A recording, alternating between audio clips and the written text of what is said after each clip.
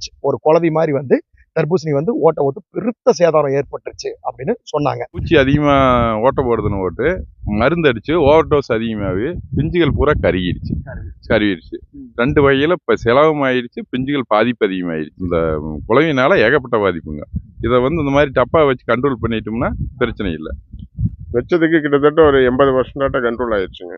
Control ஆயிடுச்சு. எங்காவது அந்த அண்ணன் காமிச்சார், ரெண்டு ஓட்ட போட்டிருக்குது, 1-2 மட்டும் தான் இருக்கு. ஏதாவது அந்த வெளியே அடுத்த கிட்டத்தட்ட ஒரு 80 வருஷத்துக்கு மேல கண்ட்ரோல் ஆன மாதிரி இருக்குது. இப்ப எல்லாம் அந்த உள்ள இருக்கிற பிஞ்சு பூராமே நல்லா இருக்குது. இந்த குளவியினுடைய பாதிப்புனால 5 to 6 டன் கம்மியாயிடுச்சு. 6 டன் 9 டன் ஆமா 9 டன் 5 டன் சாதாரணமா வருங்க. 6 டன் வேஸ்ட் ஆயிடுச்சு. 6 டன் செலவும் அதிகமாயிடுச்சு. இனக்கவர்ச்சி பொறி நம்ம வைக்கும்போது கிட்டத்தட்ட 24 மணி நேரம் துப்பாக்கி ஏந்திட்டு நம்ம தோட்டத்தை பாதுகாத்துக்கிற மாதிரி தான் இந்த இனக்கவர்ச்சி பொறி வந்து நம்ம தோட்டத்தை பாதுகாத்து. இந்த மாதிரி முறைகளை ஒவ்வொன்றா கடைபிடிக்கும் போது தான் நம்ம விவசாயம்